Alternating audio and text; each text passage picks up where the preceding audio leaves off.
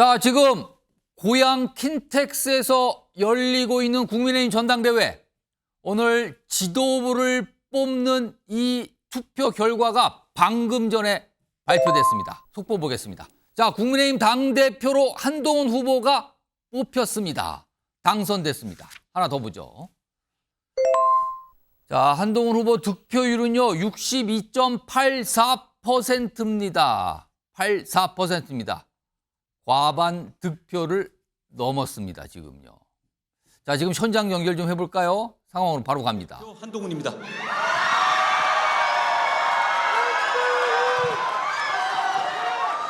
오늘 우리는 미래로 갑니다.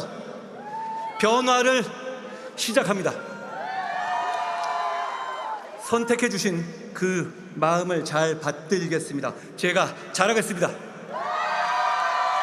끝까지 함께 해주신 윤상현, 원희룡, 나경원 세 분 후보님께 진심으로 감사드립니다. 세 분 모두 우리 당의 소중하고 큰 정치인이시고 자산이십니다. 최고위원으로 선출되신 김민전, 김재원, 장동혁, 인요한 후보님 축하드립니다. 함께 경쟁해 주셨던 김영대, 박영찬, 이상규, 하문경, 박정훈 후보님께도 감사드립니다. 당을 위해서 제안하셨던 귀한 말씀 잘 듣겠습니다. 청년 최고위원회 선출되신 진종호 후보님 축하드립니다. 같이 뛰어주신 김은희, 김정식, 박상현 후보님께 감사드립니다. 우리 당에 신선한 활기를 불어넣어 주셨습니다. 이번 전당대회에서 우리 모두는 정말 치열하게 토론하고 경쟁했습니다. 때로는 과열되기도 했고 때로는 갈등도 있었죠. 이 모든 과정에서 우리 당원 동지들 여러분께서, 국민들께서 마음 아파하시고 때로는 화나시고 걱정하시고 힘든 한 달 보내셨다는 것을 알고 있습니다. 제가 송구스럽고 죄송합니다. 그러나 저는 이렇게 말씀드리고 싶습니다. 국민의힘은 이견을 존중하고 차이를 인정하는 성숙한 자유민주주의 정당입니다. 우리는 갈등과 대립을 치열한 토론과 설득으로 민주적 방식으로 극복할 수 있는 능력이 있고 전통이 있습니다. 그렇게 하겠습니다. 2007년에 대선 후보 경선에서 패하셨던 박근혜 전 대통령께서는 경선 과정의 모든 일을 잊자, 하루아침에 잊을 수 없다면 며칠, 몇 날이 걸려서라도 잊자라고 말씀하셨습니다. 그 한마디가 치열했던 경선 과정의 균열을 메우고 상처를 봉합하는 한마디가 됐습니다. 그래서 보수 정권이 연속으로 집권하는 밑거름이 됐습니다. 저도 단순히 시간의 흐름에만 맡겨두지 않겠습니다. 함께 경쟁했던 모든 분들과 함께 가겠습니다. 각별한 정성을 기울이겠습니다. 우리 당원 동지들과 국민 여러분들은 오늘 국민의힘의 변화를 선택하셨습니다. 오늘 우리 국민의힘의 새로운 변화를 이끌 강한 힘이 모였습니다. 당원 동지들과 국민 여러분께서 선택하고 명령하신 변화는 과연 무엇입니까? 첫째, 민심과 국민의 눈높이에 반응하라는 것. 둘째, 미래를 위해 더 유능해지라는 것. 셋째, 외연을 확장하라는 것이라고 저는 생각합니다. 한 달 동안의 뜨거운 여정을 통해서 정말 많은 당원 동지들과 국민들께서 해주신 얘기입니다. 우리 국민의 마음과 국민의 눈높이에 더 반응합시다. 민심 이기는 정치 없습니다. 민심과 싸우면 안 되고 한편이 되어야 합니다. 지금 거대 야당이 역사상 유례를 찾기 어려울 정도로 폭주하고 있지만 민심이 저 폭주를 일방적으로 제지하고 있지 않습니다. 우리가 아직 국민의 마음에 덜 반응하고 국민의 눈높이에 맞는 정치를 하지 못하고 있다는 평가를 받고 있기 때문입니다. 여러분, 조금만 더 국민의 마음에 반응하고 어떻게든 국민의 눈높이에 맞게 변화하려는 모습 보여드립시다. 건강하고 생산적인 당정관계와 합리적인 토론을 통해서 민심을 정확히 파악하고 그때그때 때를 놓치지 말고 반응합시다. 그래서 민심의 파도에 우리가 올라탑시다. 정말 많은 국민들께서 우리가 그렇게 하기만 하면 우리를 더 많이 지지해 주실 마음의 준비를 이미 하고 계십니다. 제가 앞장서겠습니다. 미래를 위해서 더 유능해집시다. 그 유능함을 국민들께 성실하고 자상하게 설명하고 동의를 구하고 공감을 얻읍시다. 여러분, 사실 국민들과 당원 동지 여러분들이 함께 세운 우리 윤석열 정부는 이미 유능합니다. 그 점에 있어서 우리는 자부심을 가져도 됩니다. 우리는 무너져버린 한미 가치 동맹을 복원하고 한미 핵 동맹으로까지 발전시켰습니다. 무너져버린 원전 산업을 재건해서 수십조 원 체코 원전 건설을 수주했습니다. 무너져버린 불법에 대한 대응 원칙을 화물연대 등 불법적 파업에 대해서 단호히 대처함으로써 세웠습니다. 무너져버린 경제 범죄에 대한 대응을 강화해서 서민들을 금융 범죄로부터 보호했습니다. 이 성과들 단 한 가지만으로도 우리 윤석열 정부 역사에 기억될 겁니다. 그러나 국민들께서 이런 대단한 성과들에도 불구하고 우리들에 대해서 더 마음을 주지 않는 이유는 우리가 덜 경청하고 덜 설명하고 덜 설득했기 때문입니다. 제가 앞장서서 우리 최고위원들과 함께 더 경청하고 더 설명하고 더 설득하겠습니다. 그래서 국민의 사랑 받겠습니다. 여러분, 국민의 사랑 정말 받고 싶지 않습니까? 저는 정말 그러고 싶습니다. 저는 국민들께뿐 아니라 당내 이견이 있을 때 항상 당원들께, 동료들께 설명드리고 경청하고 설득하겠습니다. 저는 저를 지지하지 않았던 분들의 마음도 챙기겠습니다. 그런 경청과 설득을 바탕으로 대한민국의 미래 이슈를 우리가 주도하겠습니다. AI, 반도체, 원전 등 에너지, 방산산업 등 대한민국의 우상향 성장을 이끌 수 있는 과제들을 우리가 제시하고 이끌겠습니다. 금융투자소득세 폐지 등 민생에서 가장 시급한 정책을 최우선으로 실현하겠습니다. 기성세대에 가로막혀서 성장의 기회나 활로를 찾지 못하는 청년 세대들에게 활로를 뚫어드리는 방법을 여러분과 함께 반드시 해내겠습니다. 제가 출마할 때 말씀드렸던 풀뿌리 정치 시스템의 재건, 여의도 연구원의 정책 기능 강화, 국민의힘의 유연한 운영을 통한 정치의 저변 확대, 특권 폐지를 통한 과감한 정치 개혁을 실천하겠습니다. 그건 결국 우리 국민의힘이 중도와 수도권, 청년으로 확장해 나가는 길이 될 것입니다. 과거에는 우리와 상대 확고한 지지층의 비율이 3대 2였다면 지금은 2대 3입니다. 이것 당장 바꿀 수 없는 현실입니다. 그렇기 때문에 우리는 외연을 확장해야 하고 그래야 이길 수 있고 상대는 현상을 유지해도 이길 수 있습니다. 상대가 상식적인 국민들이라면 혀를 찰 일이지만 이런 1인 지배 체제를 밀어붙이는 이유도 저런 인구 구조와 지지층 구도를 민주당이 뒷배처럼 믿고 있기 때문입니다. 지난 대선 당시에 우리 국민의힘을 선택해 주셨던 분들은 단일한 생각을 가진 하나의 균질한 지지층이 아니었습니다. 정권 교체를 위해서 뭉쳤던 다양한 생각과 철학을 가진 유권자들의 연합이었죠. 저는 이 유권자 연합을 단시일 내에 복원하겠습니다. 존경하는 국민 여러분, 사랑하는 당원 동지 여러분, 저는 최근 가장 절실할 때 가장 가까운 곳에서 우리 국민의힘을 지켜봤습니다.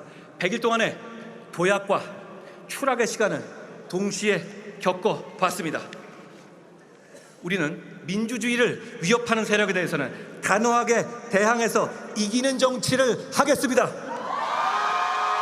몸을 살린다는 소리, 웰빙 정당이라는 소리 다시는 나오지 않게 하겠습니다. 우리 국민의힘은 정치인이 웰빙 안 하고 지지자들과 당원들이 웰빙하는 정치 하겠습니다. 저는 저를 선택하신 당원 동지들이 후회하지 않을 정치, 저를 선택하지 않으신 당원 동지들도 존중하는 정치, 더 나아가 국민의힘을 지지하지 않는 분들도 고개를 끄덕이는 정치를 하고자 합니다.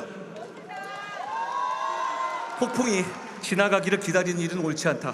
폭풍을 두려워하며 폭풍을 바라보는 일은 더욱 옳지 않다.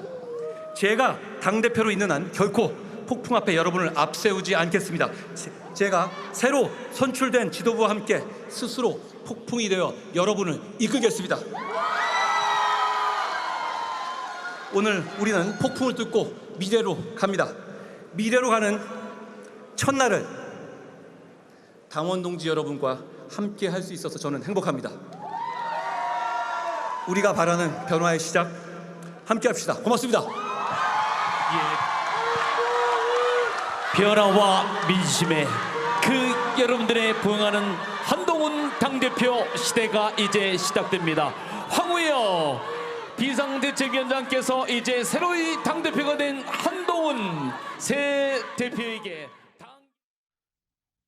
자, 한동훈 신임 당대표의 수락 연설까지 좀 들어봤습니다. 지금 보면은요, 박근혜 전 대통령의 말을 인용해서 지금 굉장히 분열됐다는 평가를 받고 있는 이 당 상황에 대해서 경선 과정의 일은 모두 잊자, 이런 얘기를 우선 꺼내놨군요. 그리고 앞으로 할 일에 대해서도 많은 얘기가 꺼냈는데 일단 외연 확장 이 부분을 굉장히 강조합니다.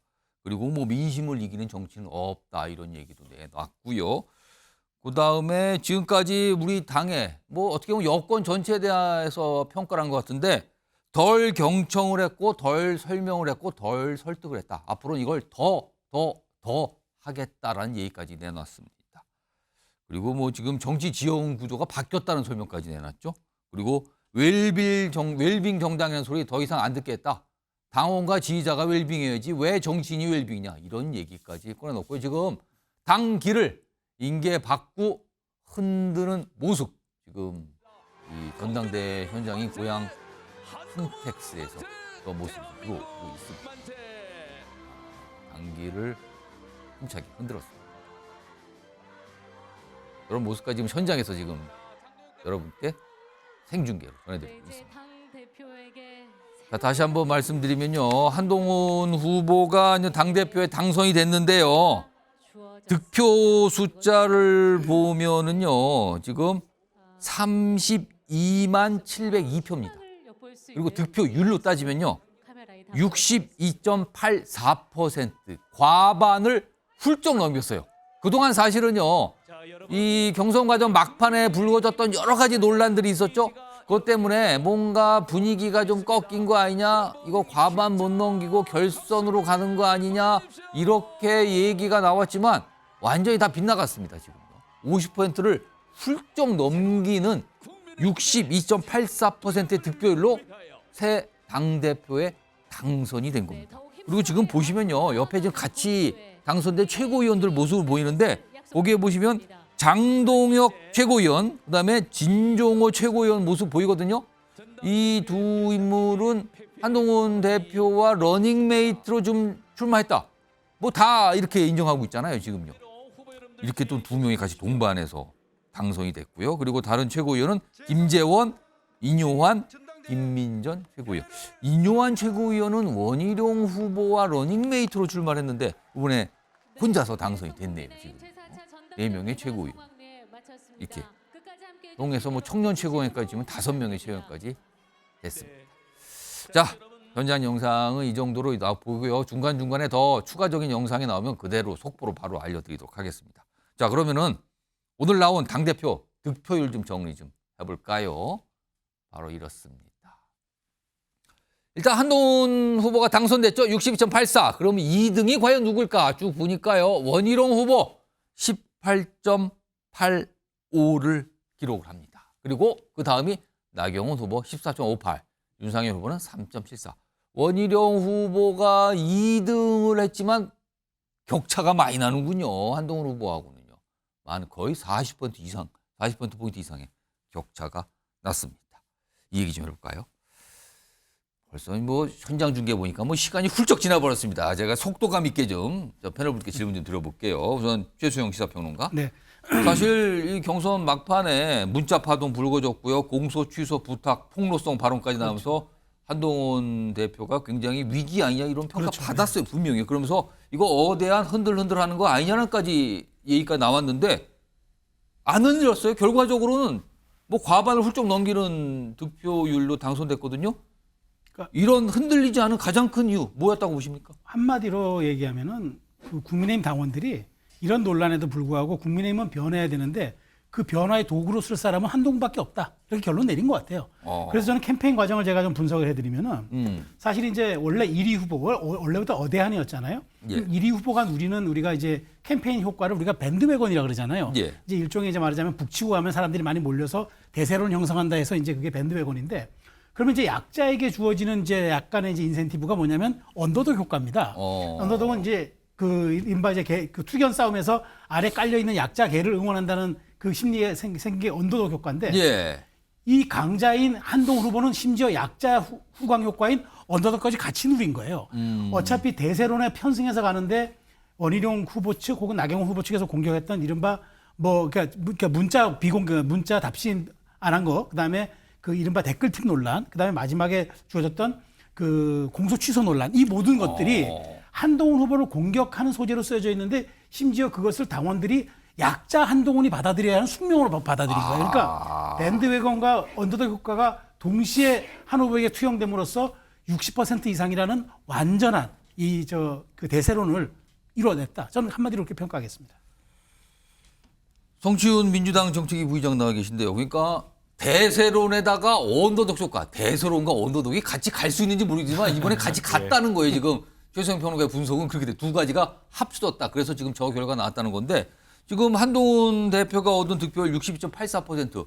대략적으로 최근에 당대표 후보들 여론조사회 때 국민의힘 지지층 뭐 아니면 무당층까지 포함되는 그 숫자가 얼추 비슷하게 나왔어요. 자, 이렇게 나온 결과가 나온 가장 큰 이유는 뭐라고 보십니까? 뭐 민심과 당심이 크게 다르지 않은 걸로 나타난 것인데요.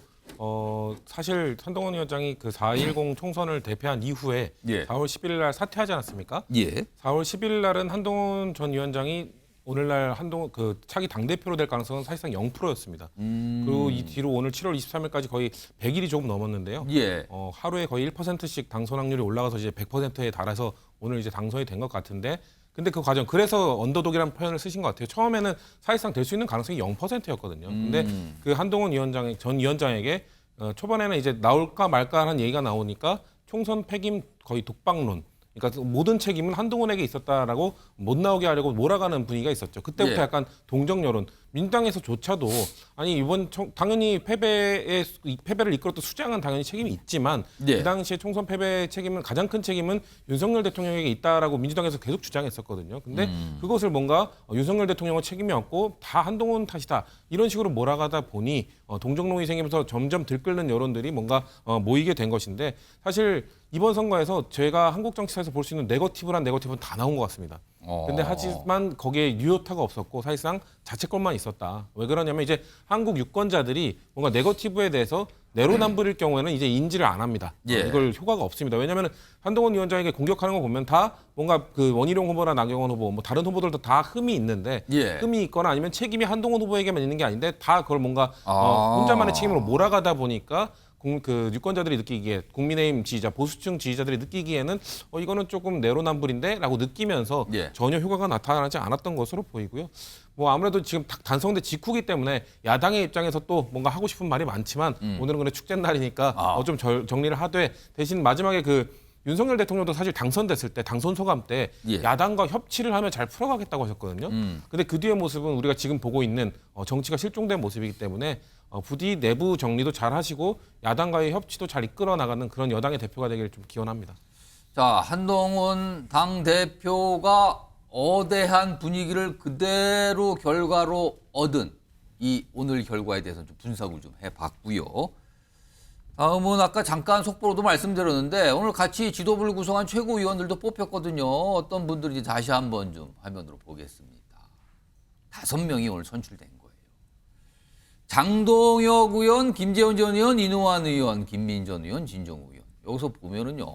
특히 요거는 박창한 장한대 특임 교수 보시면은 장동혁 의원, 그다음에 진정우 의원은 사실상 한동훈 당대표의 러닝메이트. 그리고 김재원 전 의원은 비교적 약간의 중립적인 위치에 있었던 것 같고요. 인요한 의원은 원희룡 후보의 러닝메이트 뭐 이렇게 꼽히고 등등등 이렇게 갔습니다. 저 최고위원 구성 보면은요. 이쯤 되면은 한동훈 대표가 우군을 좀 어느 정도 확보해서 당대표 체제 좀 확고히 끌고 갈 수 있는 기반을 마련했다고 보십니까? 아니면 그렇게까지는 보기 어렵다고 보십니까? 뭐 득표율에서 보여주듯이 한동훈 체제의 지도부 구성이 굉장히 기대했던 것보다 안정적으로 이루어졌다 이렇게 평가할 수 있을 것 같습니다.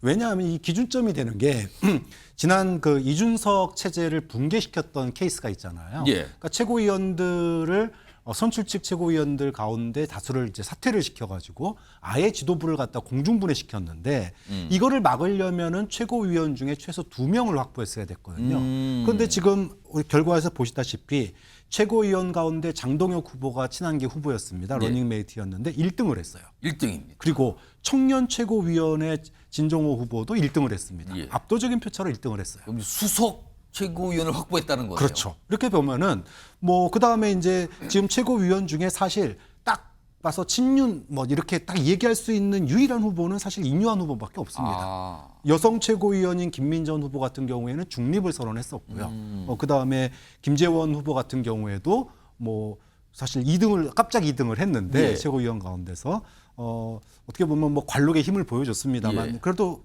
중립의 스탠스가 있어요. 그렇게 놓고 보면 지금 소위 한동훈 지도 체제를 갖다가 흔들 만한 최고위원이 그게 눈에 안 보입니다. 이준석 대표 체제하고 좀 다르다 지금. 네, 그런 점에서 뭐 똑같은 일이 또 벌어지진 않겠지만 이준석 체제의 붕괴 시나리오는 이제 적용 불가능하게 됐다. 그런 점에서는 한 큰 고비를 넘었다. 이렇게 봐야 되겠죠. 어떻게 보면 일종의 안전장치를 당대표에 뽑힘과 동시에 확보한 거 아니야. 뭐 이렇게 볼 수도 있을 것 같은데 이런 상에서요. 그동안 한동훈 대표 후보 시절서부터 뭐 엄청나게 비판을 했던 대표적인 인물, 대구에 계신 분, 홍준표 대구시장. 오늘 이 전당대회 결과에 대해서 입장을 짧게 냈다고 하네요. 화면으로 좀 보죠. 뭐라고 썼을까요? 방금 올라온 겁니다. 방금 본인의 SNS에. 당분간 중앙정치에는 관여하지 않아야겠네요. 당원들의 선택이 그렇다면 어쩔 수 없지만 실망입니다. 뭐가 좀 남았네요. 실망입니다. 단합해서 이 난국을 잘 헤쳐나가기 바랍니다. 그러니까 단합해서 난국을 잘 헤쳐나가세요. 당원들의 선택이 그렇다면 어쩔 수 없죠. 그러나 실망입니다에 뭔가가 많이 담겨 있네요. 지금요. 윤기찬 국민의힘 법률위 부위원장. 홍준표 대구시장은 당분간 뭐 언급 안 하겠다는 거예요. 이제 중앙정치 얘기 안 하겠다. 뭔가 실망 그걸 표시한 건데 한동훈 당대표도 사실 경선 과정에서 상처를 많이 입었다는 평가 받습니다. 지금요. 당대표가 됐지만 향후에 리더십 발휘가 잘 되겠는가라는 시각도 분명히 있습니다. 어떻게 보십니까? 그러니까 한동훈 후보의 경우, 그러니까 대표죠. 한동훈 대표의 경우에는 어쨌든 전략 자체를 전략인지 아니면 본인의 그 신념인지 뭐 대선까지의 전략인지 모르겠는데 예. 어쨌든 대통령과의 약간의 차별화에 방점을 뒀단 말이죠. 그러니까 대통령과의 차별화에 방점을 뒀고 나머지 후보들의 경우에는 대통령과의 차별화가 아니고 협력을 통해서 당정을 이끌겠다라는 취지의 이제 선거 전략을 세웠기 때문에 거기에 대한 당원들의 평가죠. 이게 뭐 잘못됐다 잘됐다라는 것이 아니고 나머지 후보들도 알았을 겁니다. 내가 대통령과 차별화를 하면 좀 더 받았겠지. 그러나 어쨌든 현재 입장에서 그런 이제 전략을 세워서 선거에 임했는데 한동훈 후보 대표의 경우에는 여기서 대표는 됐지만 문제는 한동훈 대표의 정치적인 목표는 대표로서 끝나는 것이 아니고 뭐 또 다른 여정이 남아 있을 걸로 다들 생각을 하고 있어요. 그 여정을 이제 염두에 두고 말씀을 드린다 그러면 한동훈 대표는 이번 당대표 경선 과정에서 많은 상처를 입은 건 사실이에요. 예. 첫 번째는 변화와 미래 말씀을 주셨지만 그 변화라는 게 대통령과의 차별화를 통한 변화 이외에 어떤 변화인지에 대해서 사실 당원들에게 조금 더 구체적인 비전이 없었다라는 거고 또 미래도 마찬가지입니다. 미래도 한동훈 대표의 대권적 미래 말고 당의 미래에 대해서는 구체적인 비전을 주지 않았다.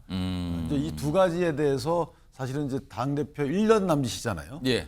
재임 기간이 만약에 본인이 출마를 하게 되면 1년 남짓인데 그 기간 동안에 300일 동안에 어떤 모습을 보여줘야지 그 이후에 본인의 이제 대권 행보의 장이 열린다. 많은 과제를 안고 출범하는 한동훈 후보가 아닌가라는 생각을 합니다. 지금 오늘 한동훈 신임 대표가 얻은 득표율이 62.84거든요. 그렇다면 지난해 3월에 당선된 김기현 대표, 당시 김기현 대표는 52% 조금 넘기는 수준이었고요. 그보다 앞서서 이준석 대표는 43% 조금 넘기는 수준. 그러니까 이 이전 당대표들과 보면 득표율이 굉장히 높거든요. 이게 한동훈 후보에게는 힘이 될 가능성, 이거 어떻게 판단됩니까, 윤기천? 그러니까 저는 그래서 제가 아마 그 득표를 예상을 했을 때 예. 아마 투표율하고 연동돼서 오차 범위일 것이다 이렇게 예상을 했어요. 이준석 때는 보면은 45%인데 본 이준석 대표가 42%를 얻어서 당선됐고요. 김기현 때는 55% 투표에 2.9% 네, 정도 53% 얻었어요. 예. 그래서 그 언저리가 될 것이다 했는데 그때하고 지금 이제 약간 이 구도가 달랐던 것이 지금은 대통령과의 약간의 대결 양상 비슷하게 이해를 했던 것 같아요. 당원들 입장에서는. 대통령의 대체제 또는 대통령의 단점을 보완할 수 있는 장점을 가진 사람 이런 식으로 해서 했기 때문에 나머지 3명과의 대결 구도로 보지 않았다라는 것이죠. 그래서 거기에서 나오는 이제 득표가 60%를 넘은 것 같아요. 그 관점이 맞는지 안 맞는지를 떠나서 어쨌든 당원들은 그렇게 보고 있다. 예.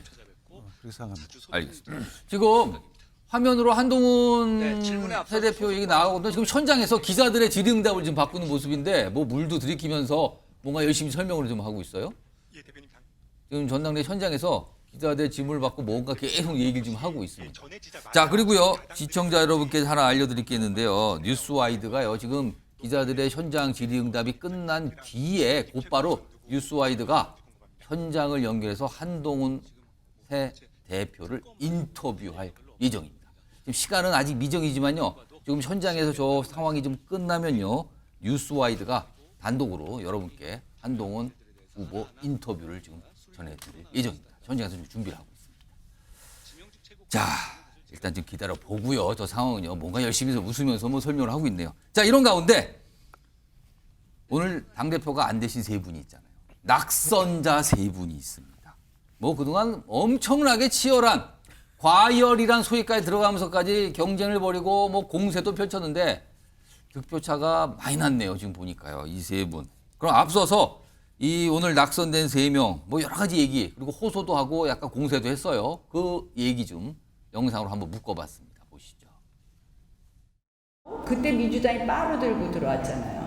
근데 그 빠루를 저보고 들으라 해서 제가 갑자기 빠루의 여신이 되지 않았습니까? 근데 지금은 그 빠루의 정신이 필요한 때 아닙니까, 여러분? 한동훈 후보님께 그러면은 사천 결코 없었다는 겁니까? 사천 yes or no? No. 그러면은 장해찬 최고위원이 얘기한 법무부 장관 시절에 사설 대표팀 있었다 없었다? yes or no? No. 우리 아까 얘기한 강모 변호사 이 모습 본인들은 안 만났습니다. 안 만났어요? 예. 그럼 본인이 직접 취재하신 거 아니네요? 아니요. 그 주변. 이런 의혹 제기는 근거가 있어야 된다고 보고요. 일단 전당대회가 좀 더 비전이나 정책 위주로 갔으면 하는 그런 바람입니다.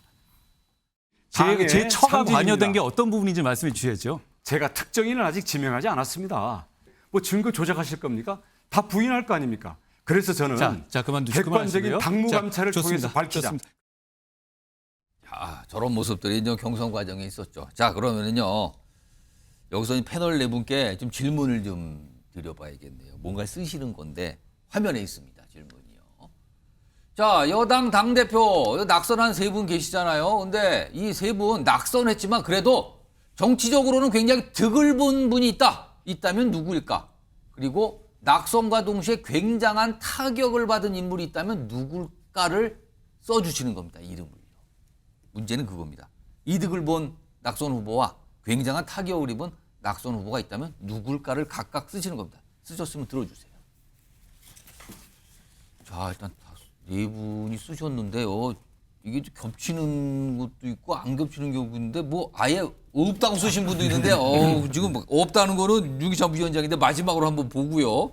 일단 최수영 평론가께서는 득 나경원 패 원희룡입니다. 설명해 주세요. 지금 실제 득표를 보면은 이제 원희룡 후보가 2등을 했고 나경원 후보가 3등을 했는데 예. 나경원 후보가 어쨌든 전반전에서 그러니까 이번 선거의 구도가 간단하게 얘기하면 초반전은 원희룡 대 한동훈, 후반전은 나경원 대 한동훈 구도였는데 어쨌든 나경원 후보가 존재감을 보여줬던 거는 저는 그 이른바 공소 취소 논란에서 많은 사람들이 소환을 했던 것 같아요. 기억에. 5년 전에 아, 나다르크라는 사람이 국회에서 여전사로 보수의 가치를 지켰구나라는 모습을 보여준 아주 그 정치적 자산을 이번에 소환한 것 같고, 원희룡 후보 같은 경우에는 저는 조금 아쉬웠던 점이 어쨌든 굉장한 보수의 자산이고 국민의힘의 앞으로 미래 차세대 주자인데 이번에 갑자기 출마한 것과 그다음에 예상치 못한 말하자면은 이 좀 약간 저조한 득표율을 보임으로써 조금 당분간 정치적 재기에 좀 타격을 입지 않았는가라는 측면에서 저는 사실은 뭐 다들 선전했습니다만은 그럼에도 불구하고 이렇게 제가 굳이 나눠봤습니다. 알겠습니다. 이번에는 박찬한 교수님은 밑에가 타격을 입은 후보죠. 위에는 득을 본 후보는 없다고 쓰셨네요. 네. 이번 전당대회는 뭐 자폭 전대. 거기서 이긴들 뭐 얼마나 큰 기대가 자폭인데 받겠습니까? 누가 이기냐? 네, 그런 점에서 득이 없다. 그렇지만 실은 있죠. 실 많은 사람들이 실이었습니다. 그런데 그 중에서 사실은 나경원 후보 같은 경우에는 원래 비윤이잖아요. 예. 그런데 비윤의 자리를 갖다가 한동훈 후보가 딱 자리 잡고 있으니까 그걸 못 갔어요. 그래서 친윤과 함께 손잡고 어떻게 보면은 반 한동훈 캠페인을 했거든요. 근데 결과론적으로 3등을 했습니다. 그러면 3등을 해서 실패를 한 게 아니라 본인의 정체성이 사라져 버렸어요. 전당대회에서. 갑자기 뜻밖의 정체성의 상실? 그렇죠. 원래 본인은 비윤이었는데 예. 갑자기 친윤이 돼 버렸습니다. 거기다가 구시대 정치인의 이미지를 다시 붙여왔어요. 예. 빠루의 여신이 다시 귀환을 한 아. 겁니다. 잊혀져 가던 구시대 정치의 그런 산물이 또다시 회자가 되면서 본인의 정체성도 애매해졌고 구시대 정치인의 이미지까지 붙여버렸고 그러다 보니까 입은 타격이 많이 크다. 반면에 뭐 앞서 원희룡 후보 얘기를 했는데 원희룡 후보 같은 경우에는 잃어버린 건 맞죠. 합리적인 원 후보가 도대체 어디 갔냐. 잃어버린 원희룡 그랬는데 반면에 얻은 게 있습니다. 뭡니까? 확실한 친윤의 후계자. 난 친윤이야. 이거 확실하게 했거든요. 예. 그러면 다음 뭐 대선 경선이든 뭐든 친윤의 표는 끌고 가는 거 아니겠습니까?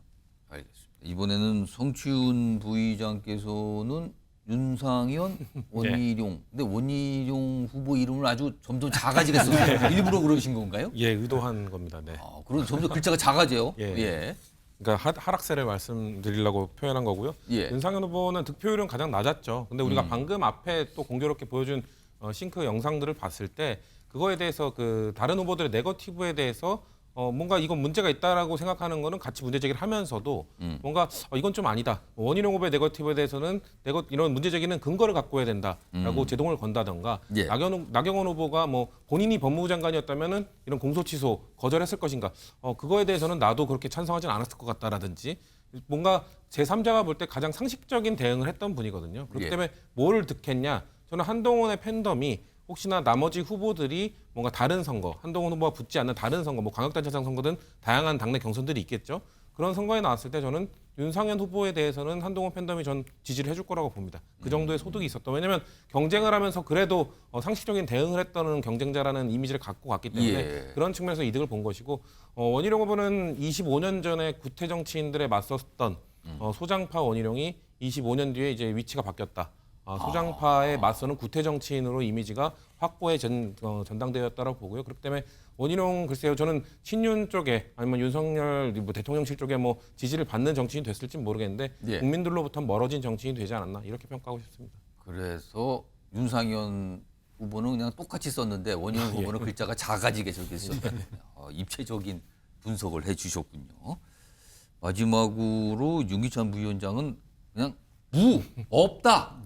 뭐 득이고 실이고 없다 이렇게 쓰신 겁니까? 득은 뭐 다 득이죠. 그러니까 한동훈 후보 빼는 거죠. 어쨌든 당선돼서 그렇고 나머지 분들 보면 이제 다 득만 있다고 보여지는 게, 그러니까 이 후보들 간의 차이가 없다는 거죠. 저기서 뭐 계량할 수가 없는 건데, 첫 번째 윤상현 의원 같은 경우에는 사실 이제 윤상현 의원이라는 존재를 알았지만 어떤 캐릭터인지에 대해서 몰랐죠, 당원들이. 예. 윤상현이라는 사람의 정체성을 이제 알게 됐던 거고.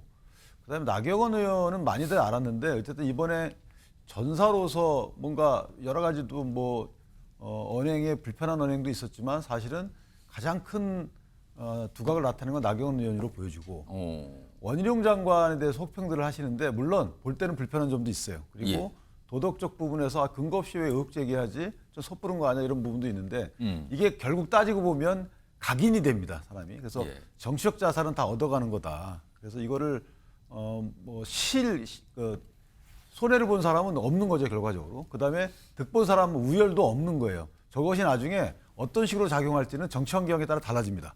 예컨대 한동훈 대표가 어떻게 잘 해나가느냐에 따라서 기존에 패했지만 저때 문제 제기하고 저때 또 경쟁했던 사람들의 정치적 공간도 열리거나 닫히거나 하는 것이지 특정 이게 절대적 옳고 절대적 그름이 없기 때문에 제가 무라고 썼습니다.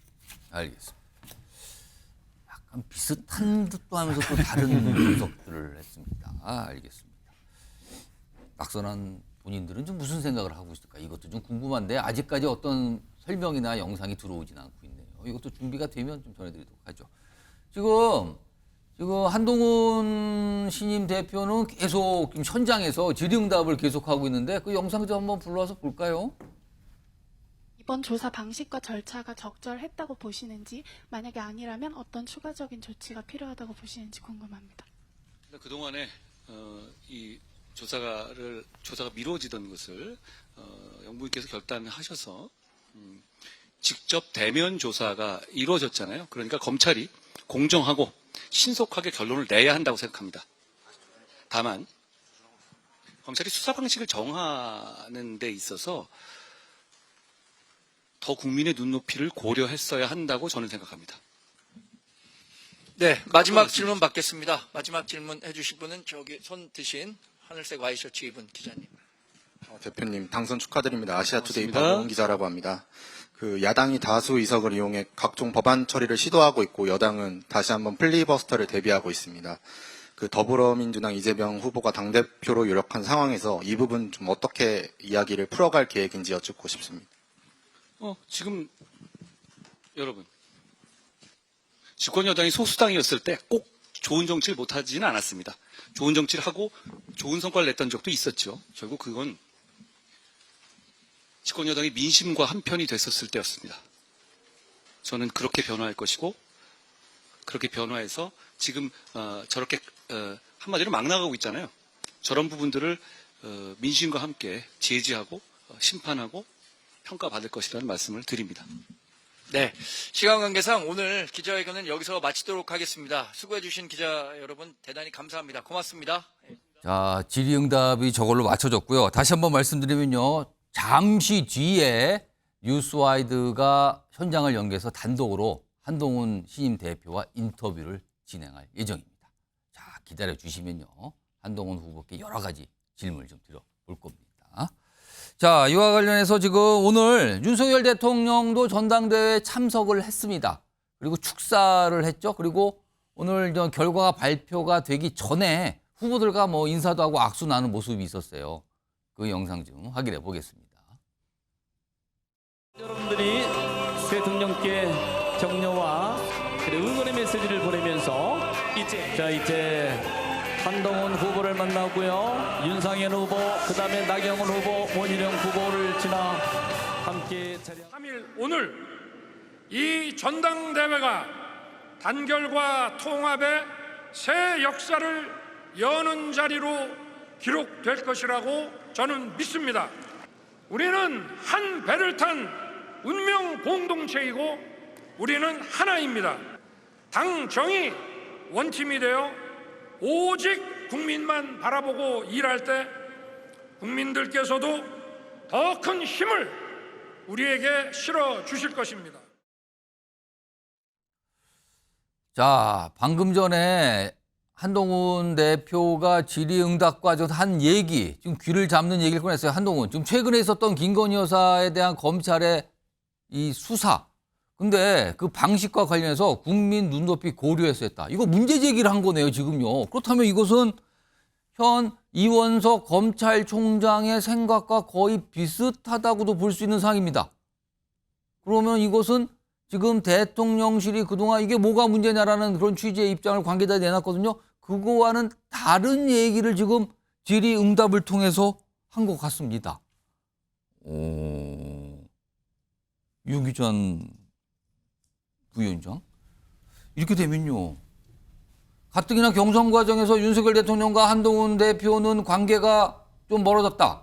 그리고 일각에서는 이 정도면은 돌아오기 어려운 거 아니냐. 이런 얘기가 나왔는데 지금 김건희 여사에 대한 최근에 검찰 수사에 대해서 국민 눈높이 맞췄어야 된다는 얘기가 꺼내놨어요. 이거 어떻게 되는 겁니까, 그럼? 그러니까 그 주체가 이제 검찰인지 아니면 주체가 김건희 여사인지는 좀 더 봐야 되겠지만 어쨌든 김건희 여사가 예를 들어서 수사당국의 애당초 제안대로 뭐 검찰청사에 출두해서 했으면 아무 문제 없었겠죠. 그런데 여러 가지 이유가 있었던 거 아니겠어요? 그리고 예.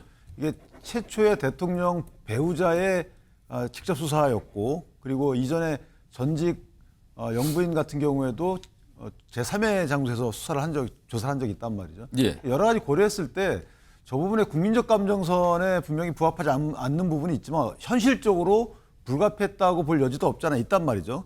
그리고 두 번째는 검찰 입장에서 보면 저기 임의 수사인데 그 영장을 칠 수 없는 거잖아요. 체포영장을 칠 수가 없잖아요.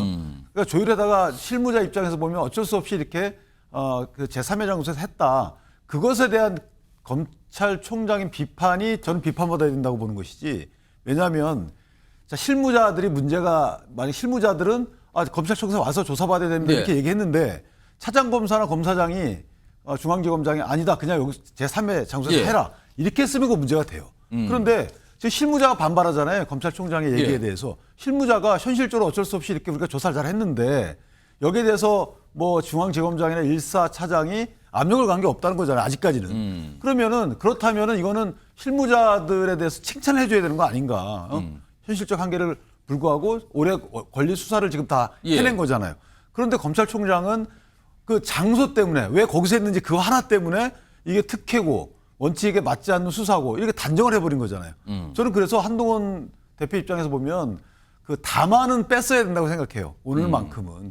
다만은 빼고 왜? 진상조사가 이루어지지 않았기 때문에. 그러니까 검찰의 진상조사가 이루어져서 어느 정도 사실관계가 확정이 되면 그에 따라서 또 다른 논평을 내도 됐을 터인데. 지금 국민 눈높이를 고려했어야 했다. 그럼 국민 눈높이에 맞지 않았다는 뜻이 되는데요, 지금. 그러니까 국민 눈높이를 고려하는 주체가 누군가가 중요하죠. 한동훈 비대위원장 저 대표 얘기가 예를 들어서 저거는 김건희 여사에 대한 얘기인지 대통령에 대한 얘기인지 아니면 검찰에 대한 얘기인지 모르잖아요, 지금. 그러니까 저 부분은 주체가 불분명하고 진상조사가 이루어지지 않은 상황이고 오늘 처음 당대표 돼가지고 첫 마디인데 지금 저 말을 다만을 붙여서 했어야 됐을까라는 생각을 해요.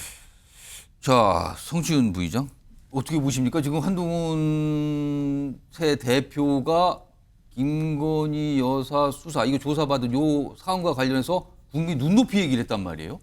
저 다만을 붙이지 않았으면 저는 매우 실망스러웠을 것 같은데요. 그러니까 뭐 야당의 입장이고 다른 당의 입장이지만 왜냐하면 지금 이번 전당대회가 마치 친한데 반한으로 구도가 짜여져 있는 것처럼 보여졌지만 결국 지난 총선에서 윤석열 대통령에 대한 책임을 어떻게 물을 것인가, 국정 운영의 기조를 바꾸자고 요구할 것인가 말 것인가, 이게 사실 그 밑에 있는 기저에 있는 구도였거든요. 그렇기 때문에 윤석열 대통령과 지금 영부인을 둘러싼 온갖 이슈에 대해서 저런 식으로 대처하는 것에 대해서 국민 눈높이로 볼 때는 당연히 지적받을 것들이 많죠. 뭐 김건희 여사의 뭐 명품백 수사나 도이치모터스 관련 의혹에 대해서 보수 쪽에서는 계속해서 뭐 아무런 죄가 없다, 아무런 잘못이 없다라고 얘기했지만 저런 식으로 조사가 이루어졌을 때 국민들이 똑같은 결과를 두고도 의심을 하지 않겠습니까? 당연히 신뢰를 주지 않을 수밖에 없습니다. 왜냐하면은 제3의 장소일 뿐만 아니라 심지어 김건희 여사의 픽이었습니다. 장소 자체가. 그리고 수사하는 검사들이 핸드폰을 반납하고 들어갈 정도.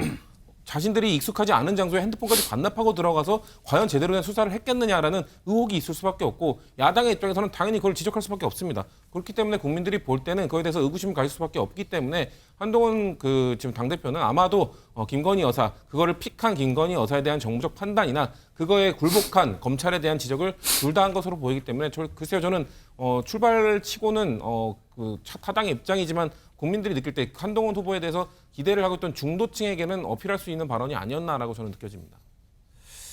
자, 최재원 평론가. 뭐 오늘 사실 전당대회에 윤석열 대통령이 이제 참석해서 축사했는데 지난해 3월에 있었던 전당대회도 참석해서 축사했는데 그때 당시에는 어퍼컷 세리머니가 있었거든요. 대선 때 보였던. 근데 오늘은 뭐 그런 모습 없었는데 확실히 그때하고 좀 분위기가 다르다 이렇게 봐야 되는 겁니까? 그렇죠. 왜냐하면 지금 그때는 정부 출범 후 딱 10개월 되던 3월 8일이었고 오늘은 벌써 이제 임기 3년 차를 이제 향해서 가고 있는 그런 상황이고 그리고 최근 어쨌든 총선 이후에 이제 여러 가지 국정 지지율 최근에 좀 상승했습니다만은 여러 가지 정치적 상황도 그렇고 오늘 저는 이제 저기에 가서 축사를 하신 건 전 매우 잘했다고 봅니다. 왜냐하면 만일 이제 여러 가지 뭐 어대한이냐 한동훈이 될 거다 이렇게 얘기가 있었는데 만일 그런 데 대한 불편함 때문에 가지 않고 뭐 서면으로 대신하거나 영상 축사로 대신했다 그러면은 굉장히 말하자면 앞으로 당정 관계에 대한 여러 가지 좀 그 우려를 낳을 수 있었을 텐데 그래도 가서 현장 축사하고 지난번과 똑같이 했던 것은 전 바람직하다고 생각합니다.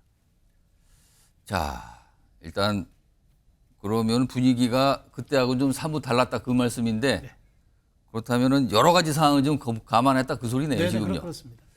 자, 박상현 교수님 어떻게 보세요? 분위기가 작년하고 지금은 어떤 측면에서 좀 달랐을까요? 달랐죠. 일단은 대통령의 위상이 다릅니다.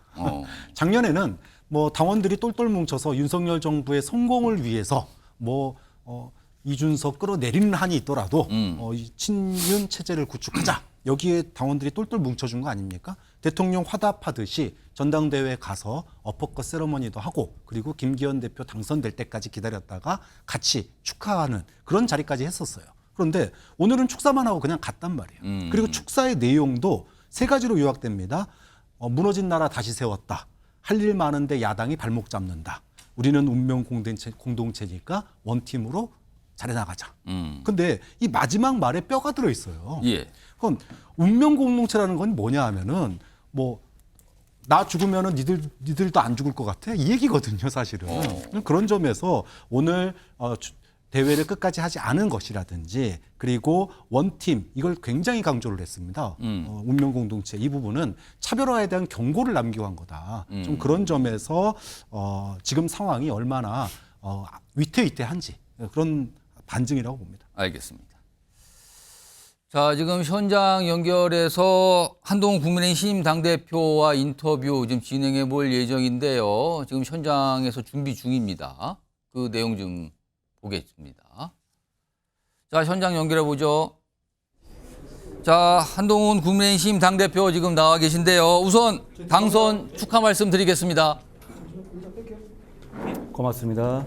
자, 지금 뭐 방송 인터뷰 처음으로 지금 MBN 뉴스와이드가 진행 중인데 우선 62.84%라는 굉장히 높은 득표율로 당대표에 당선되었습니다. 이런 높은 득표율의 이유 어디에 있다고 보십니까? 저는 우리 당원 동지들과 민심이 변화를 정말 바라고 있다는 것을 느꼈습니다. 이기기 위해서 그리고 이 위기를 극복하기 위해서 변화하라는 강한 명령을 내리신 거다 이렇게 생각합니다. 그리고 제가 그 명령을 잘 따르려고 합니다. 알겠습니다. 사실 당대표 경선 과정에서 우여곡절이 참 많았고요. 그리고 뭐 과열이라는 지적까지 받는 경쟁이었는데 가장 힘들었던 부분은 어떤 게 기억에 남습니까? 글쎄요, 보통 이제 이 선거가 이렇게 완전 한여름에 하지는 않나 보더라고요. 이런 경우는 잘 없어서 오시는 당원들이나 이런 분들이 너무 더위에 고생하셔서 제가 아이고 이러다가 진짜 누가 쓰러지시는 거 아닌가. 저희 가면 이제 당협 사무실을 가면 꽉꽉 채워주시는데 많은 분들이 그런데 그분들 혹시 쓰러지시는 거 아닌가 하는 걱정을 참 많이 했습니다. 아주 날씨가 많이 더웠거든요. 날씨가 가장 힘들단 말인데 혹시요. 사실은 만나자고 제안했는데 뭐 안 만나 주신 분도 있고 일부러 핑계를 대고 딴 데 가신 분도 있는데 이런 거에 대해서는 좀 섭섭한 마음은 안 갖고 계십니까?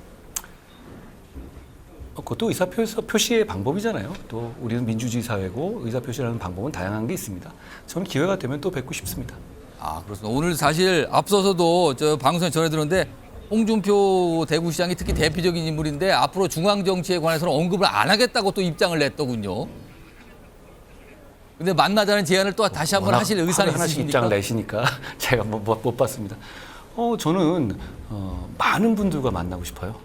우리 당과 그리고 우리 당을 또 넘어서서도 외연 확장을 위해서라도 많은 분들 그리고 상대 당의 분들과도 자유롭게 만나고 좋은 말씀 많이 듣고 설득당하고 설득하고 싶습니다. 알겠습니다.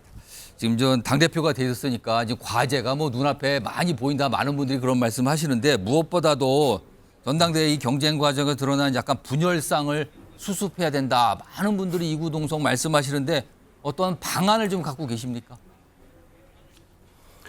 아까 저희가 전당대회 이 끝나면서도 우리 4명의 후보가 서로 덕담을 나눴고요.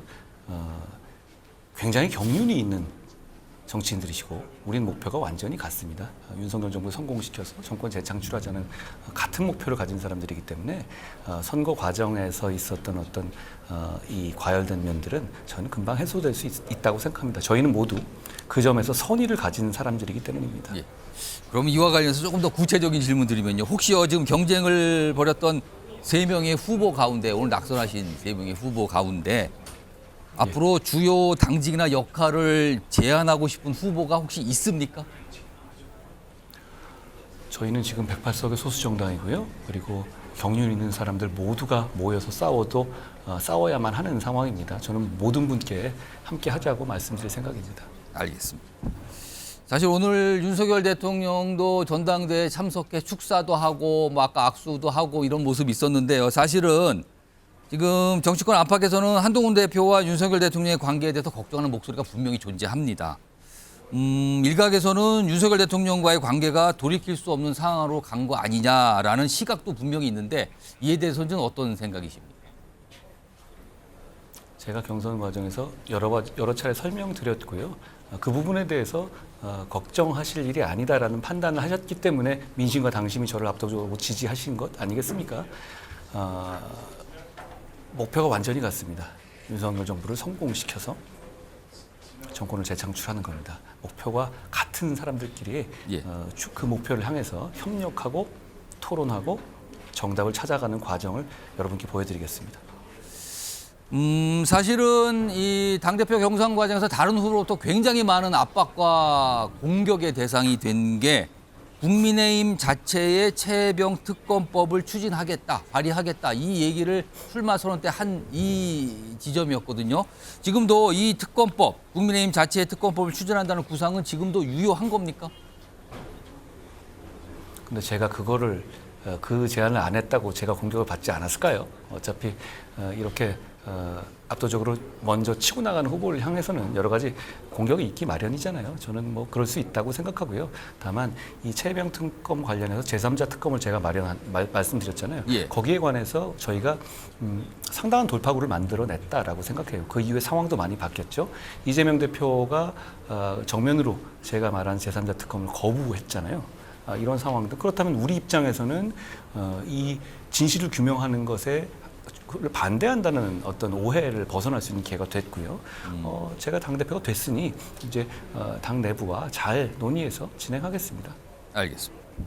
방금 전에 당대표 당선된 우리 국민의힘의 예 말씀하시죠. 우리 국민의힘에 있는 분들도 국민의힘도 그 사안에 대해서 진실을 감추자 이런 분은 아무도 없어요.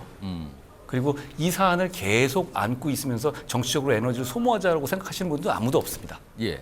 그러니까 여러 가지 대안들이 나올 수 있는 겁니다. 알겠습니다. 방금 전에 당대표 수락 연설 뒤에 기자들과 질의응답을 했는데 그 뒷부분에서요. 최근에 있었던 검찰의 김건희 여사 수사 관련해서 약간 방식과 관련해서 국민 눈높이를 고려했어야 했다 이 말씀을 하셨는데 이건 어떤 의미로 말씀을 하신 걸까요? 그 영부인에 대한 직접 조사가 결국 이루어졌기 때문에 수사가 이제 종결될 수 있는 전기가 새로 생긴 것이죠. 검찰이 공정하고 신속하게 결론 내야 한다라고 생각합니다. 다만 이제 이 제3 장소에서 조사하고 하는 과정들이나 이런 것에 대해서 국민들께서 조금 부족했다라고 생각하실 수 있을 것 같아요. 그런 여론도 있는 것 같고 그런 점까지 고려해서 검찰이 수사 방식을 정할 때 국민의 눈높이를 조금 더 고려했었어야 하지 않나 하는 생각을 제가 합니다. 그렇다면 지금 이 말씀은 이원석 검찰총장의 최근 입장과 같은 맥락이라고 이해해도 되는 걸까요? 그거는 그렇게 이해하시기는 안 맞고요. 저는 검찰은 검찰 내부에서 어떤 일이 있는지는 검찰의 문제고요. 검찰이 수사 방식을 정할 때 조금 더 국민의 눈높이를 더 고려해야 한다라는 말씀을 드린 겁니다. 지금 사실은 야당 쪽에서는요. 지금 한동훈 당대표가 되는 거를 뭐 기다렸다는 듯이 지금 최근에 나온 얘기가 이른바 곧 국회 법사위에 한동훈 특검법을 상정하겠다 이런 얘기까지 나오고 있거든요. 이거에 대해서는 좀 어떻게 판단하십니까? 지금? 이 상대 당의 전당대회가 끝나자마자 그 집권당의 당의 대표를 인적으로 겨냥해서 그런 안을 낸다? 그건 협치를 포기하는 것 아닙니까? 그리고 그런 억지 협박이 통할 거라고 생각하는지 저는 묻고 싶어요. 왜냐하면 그런 억지 협박으로 지금 우리의 새 출발, 변화를 향한 어떤 열망, 미래를 향한 발걸음을 저는 방해하지 못할 거라고 생각합니다. 왜냐하면 그 특검 내용 뭔지 아세요? 특검이라는 게 어떤 의혹이 있고 국민적으로 정상적인 시스템으로 풀기 어려운 의혹이 있을 때 이 동원되는 특단의 수단이잖아요. 그냥 저를 공격하고 싶다는 거 말고 그 특검에 대해서 아시는 것 있으세요? 왜냐하면 사안들이 문재인 정부 당시에 공수처가 무혐의 냈던 사안이고 사정 변경도 없습니다. 그리고 경찰에서 무혐의 냈고 또 수사 민간인으로만 이 구성된 외부 민간인으로만 구성된 수사심의위원회에서도 또 무혐의를 냈던 사안이고요. 그렇죠? 그 다음에 검수안박을 보완하기 위해서 제가 검수안박 시행령을 만들었잖아요. 그래서 마약, 무고 같은 수사를 할 수 있겠죠. 그게 수사 대상이라는 거예요. 그게 왜 수사 대상이죠? 뭐가 잘못이라는 거죠? 그리고 댓글팀을 얘기하는데 전 댓글팀 같은 거 운영한 적이 없거든요. 오히려 민주당이 쪽에서 그런 의혹이 나왔지 저한테 연결되면 아무런 고리도 없는데, 그러니까 이거는 저라는 사람을 공격하기 위해서 여러 가지 그냥 묶어놓은 것 뿐이잖아요. 아무런 의혹도 없고 수사 대상도 없는데, 그런데 그거를 당대표가 되자마자 이렇게 던진다? 그게 일종의 협박 내지는 억지를 부리는 건데요. 그거 저는 협박으로 느껴지지도 않습니다. 국민들이 보시고 판단하실 겁니다. 알겠습니다. 오늘 말씀 여기까지 뭐 할당된 시간 때문에 여기서 좀 마쳐야 되고요. 다음번 기회가 있으면 다시 한번 모이도록 하겠습니다. 지금까지 국민의힘 한동훈 신임 당대표였습니다. 고맙습니다. 고맙습니다.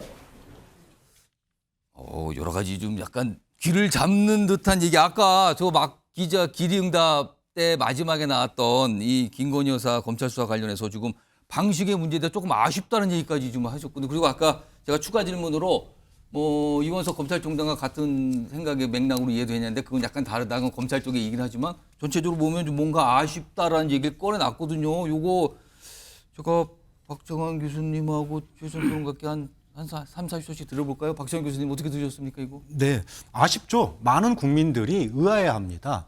뭐 그냥 단순하게 제3의 장소에서 했다는 것뿐만이 아니라 이거는 사실은 검찰총장이 공언해 온 내용이었거든요. 소환 조사라고 공언을 했었습니다.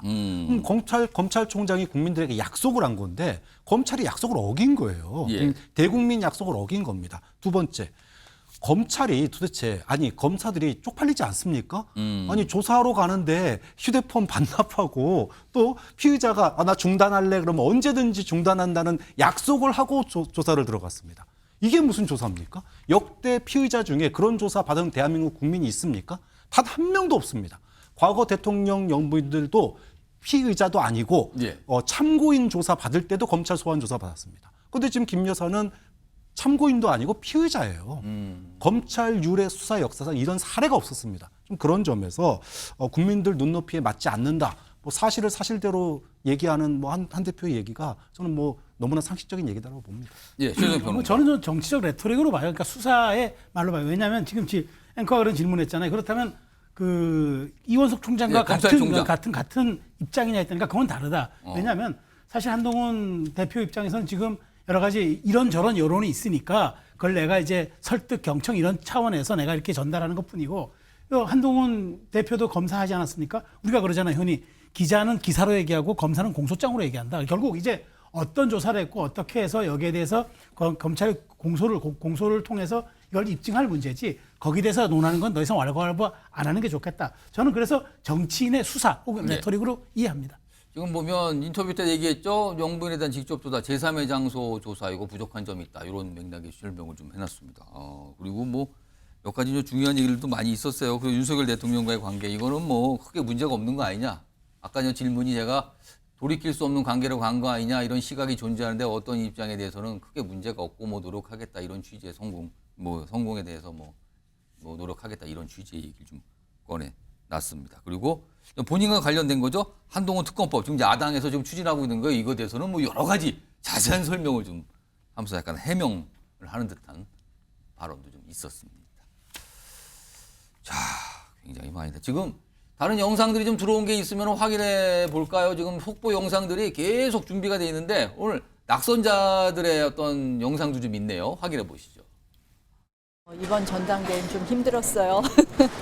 너무 토론회도 많고 연설회도 많았는데요. 된 정책 이야기를 많이 하지 못한 것이 아쉽기는 하지만 또 우리의 이런 검증 과정이 또 문제 제기된 부분에 있어서 서로 보완해가는 그런 계기가 될 거라고 생각을 하고요. 한동훈 신임 지도부에서 해야 될 일은 역시 전당대회 과정에서 여러 가지 노정된 당내의 갈등과 분열 요소를 하나로 통합하는 것, 그리고 또 당 정관계도 통합된 그런 모습을 보여서 사실.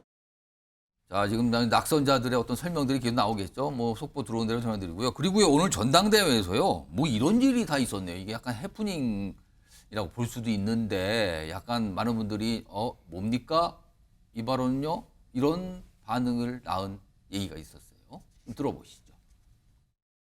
어느 지역, 어느 지역의 함성이 가장 큰지 이 시간에 모두가 다 들어보는 시간 갖겠습니다. 지금까지 박수를 치지 않은 분들이 꽤 계십니다. 이분들은 어디서 오셨을까요? 정체를 밝힐 수 없는 어떤 간첩이라든가. 아, 그래요?